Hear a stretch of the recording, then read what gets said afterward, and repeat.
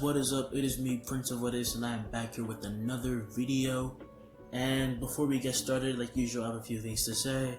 As you can notice, I am not doing What If Naruto had Bond's powers because I'm still working out the kinks, and honestly, I want your guys' opinion on what I should do because I've gotten a few suggestions, but honestly, it'd be better if you guys help me make a better finale. As you can tell, it is coming close to the finale because it's already at part 8.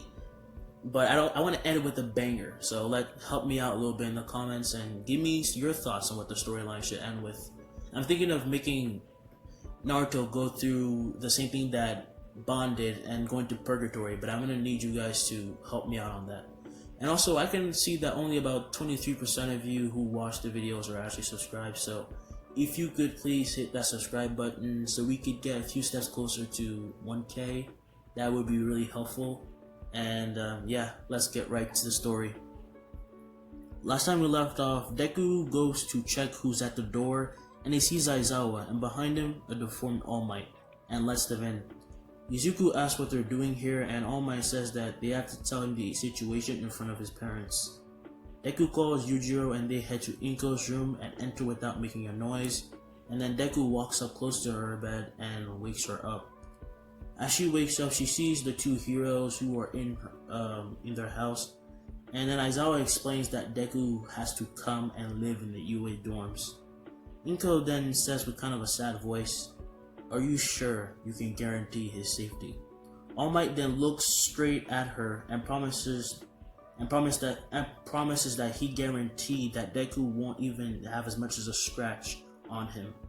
Inko then looks at Deku and tells him to come closer, as she hugs him and says, "Be sure to get really strong, so strong that I won't ever need to worry about you." Deku then agrees and Inko gives her permission. The next day, as Deku was leaving, Yujiro says that he will be giving him weighted vests and weighted bracelets, and says that for now that's his training. And Deku says, "But I have to live in the dorms, how are you going to train with me?" And Yujiro says, "You'll see." They then head in Yujiro's truck and head off to UA while waving goodbye to a crying Inko. When they arrive, Yujiro helps Deku unpack all the heavy weights and stuff like sandbags inside, while Deku mostly comes carrying his clothes. And a few days after settling in, the students go out to Grand Gemma to develop their super moves. And this time Deku is wearing the same hero costume, but he's also wearing the 500-pound bracelets on each of his limbs and kind of underneath just to hide them. And when they enter, Deku sees Yujiro, who volunteered to help out the students' training, specifically Deku.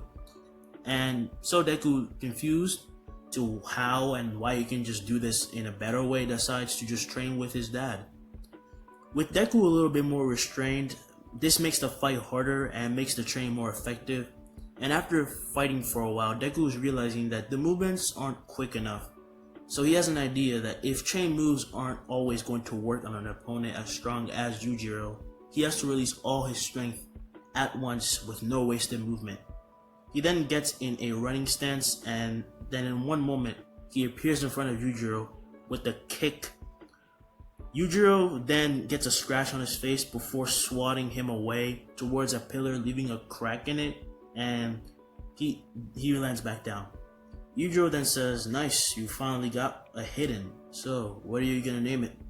Before Deku can answer, he hears Aizawa yelling at All Might to watch out, and he looks back to see that the pillar that he hit is about to come crashing down to hit All Might. He gets in a running stance just like before, tensing up all his muscles and blasting into the air with a kick that breaks the rock. And then he lands back down and apologizes to All Might, who says that it's fine. And then Deku goes back to sparring. And you guys can name whatever you want to call that, but I had an idea to call it Monster Rush because when you read the manga, sometimes the characters have this image behind them that resembles an animal, and it just looks really cool. I wanted to call it that, but you guys can call it what you want and put it down in the comments. After he trains for a while and gets used to his weights, he's told by Yujiro to wear double the weights by like every month and increase it. and so he can always just keep getting stronger. And he also told him to wear it during the exam. And when they arrive on the bus, he still meets the Deku lookalike with the vibration power. He tries to shake Deku's hand, but Deku's instincts say, "Nah, don't touch me." Deku then says, "Guys, don't let this guy touch you. He's really suspicious." This kind of makes him come off as a pervert to other girls, including Momo. So, yeah. As they enter the exams, despite the fact that they realize that their class is being specifically targeted, just like in the original, Bakugo and Todoroki still decide to leave. And thinking fast, Deku tells Momo to make walkie-talkies and give them to everyone, including Kirishima, who stayed this time because they're best friends.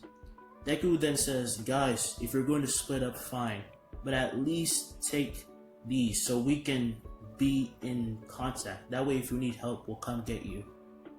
They then split up with Deku and Kirishima overpowering everyone, and they meet, and everyone they meet is just obliterated by their teamwork and synchronization, and both getting up to 60 points. And due to their communication, everyone in class 1A passes, and due to how high on guard and how much fighting they were doing and just destroying everything, Todoroki didn't even get a chance to sneak up on him, so she couldn't even get like a simple blood sample.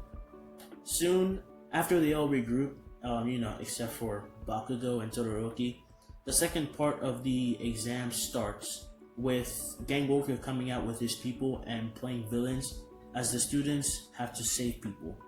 Starting off, Ida, Tsuyu, Ojiro, Jiro, and Aoyama are supposed to save the civilians, while Koji, Invisible Girl, Momo, and Ochako are supposed to receive the injured and report to those on the front line, who are Deku, Kirishima, Kaminari, Sato, Tokoyami, Sero, Mineta, and Ashida. And if you don't know any of those names, look it up on Wiki.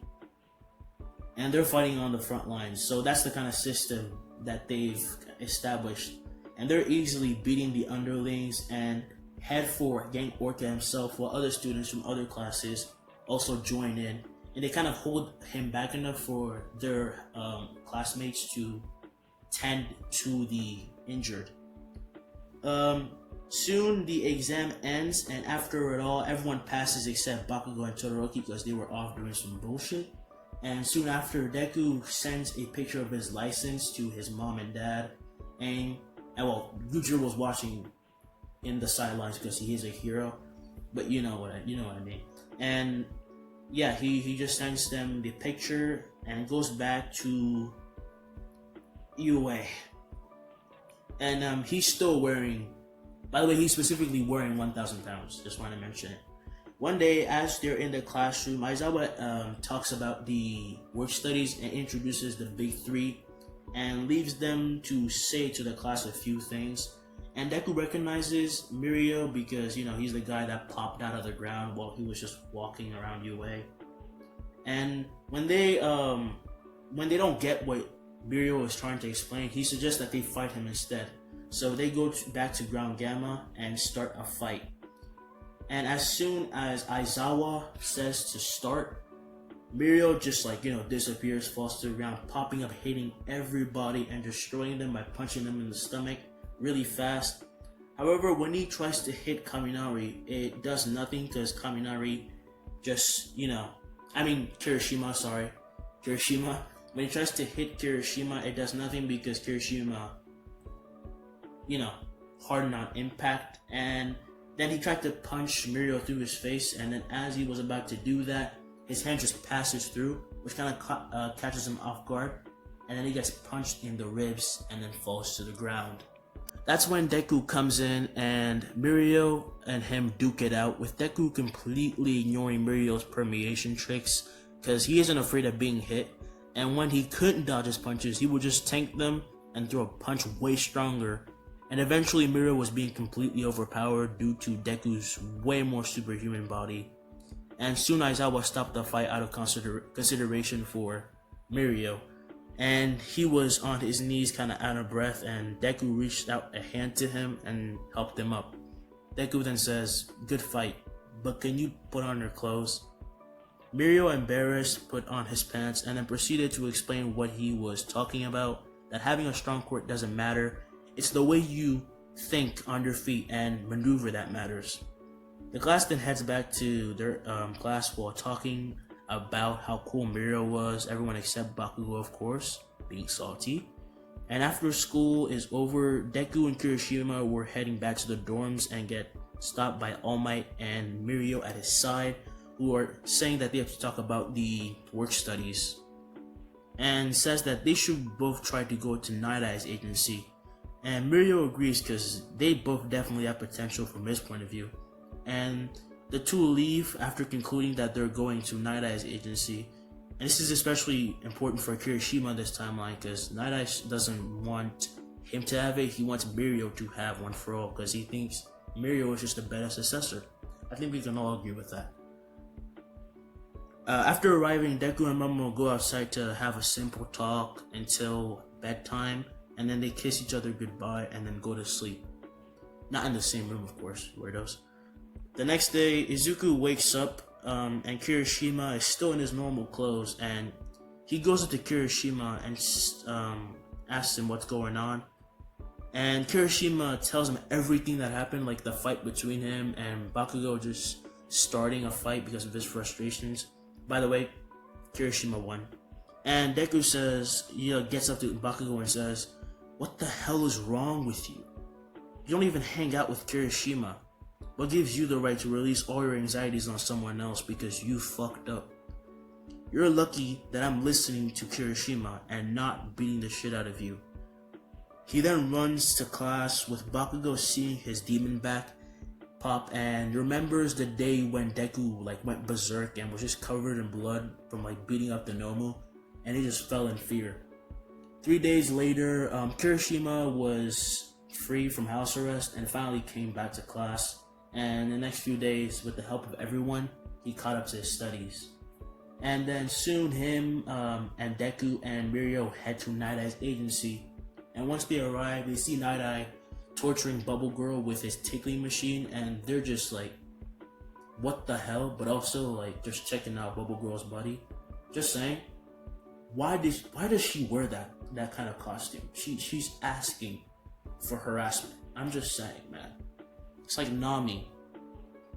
And after noticing the two, Night-Eye turned around to greet them and still pressuring them with that kind of stern look, which doesn't affect Deku because his dad is way scarier. And after telling him that they want to join his agency, he thinks about it, and specifically looking at Deku, who according to Mirio beat him almost effortlessly, Night-Eye says, "Alright, I'll let you join. If you can grab this stamp from my hand and stamp the sheet you brought me. Deku, you're first." Deku then says, "Alright, should I go all out?" And Night-Eye says, "Of course." Deku then tells him to give him a moment. Deku then proceeds to lift up his pants and take off his weighted bracelets and the ones on his wrist, which leaves a crater in the ground as he drops them. And Kirishima says, "How heavy are those?" Deku then responds by saying, "They're 1,000 pounds each, and this is training. My dad gave me these. I never take them off unless I'm sleeping."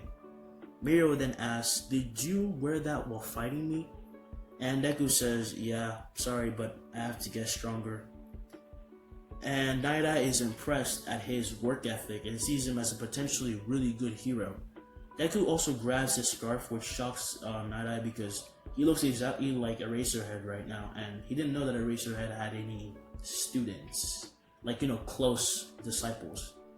Nighteye then tells him to start, and in an instant Deku appears below him with a sweep kick, but Nighteye barely dodges it, and then Deku, as he's sliding, throws the scarf at his leg and pulling him in.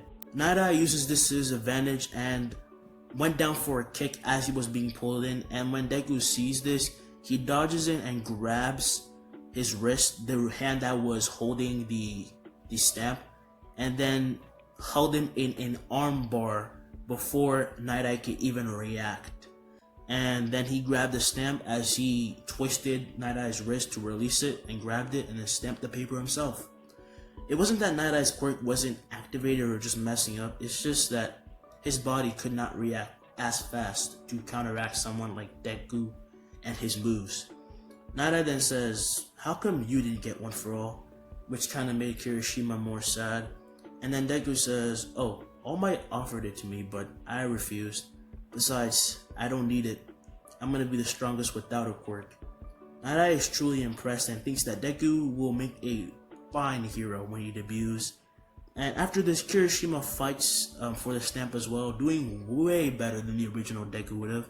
And due to learning techniques from Deku, he actually gets the stamp as well, cementing in Night-Eye's mind that even though he still thinks that Deku and Mira are better candidates, Kirishima is definitely not a bad successor. After getting to know the place, the three are sent out by Night-Eye to patrol the streets, and Baki, his hero name, I'm gonna call him Baki right now. Baki, Red Riot, and Lemillion go outside to start patrolling the streets, and when they're running out of an alley, they spot an injured Hanayama carrying Eri in his arms, and that's where I'm gonna leave it off. I'm doing kind of like a thing, I'm trying to leave it a little dramatic before I end. You guys can tell me in the comments what you think is gonna happen next. This is where I leave it off. I hope you guys like this. Share, subscribe, turn on post notifications so you can know when these are coming out. And I will see you guys in the next video, which will be a Black Clover what if. So yeah, later.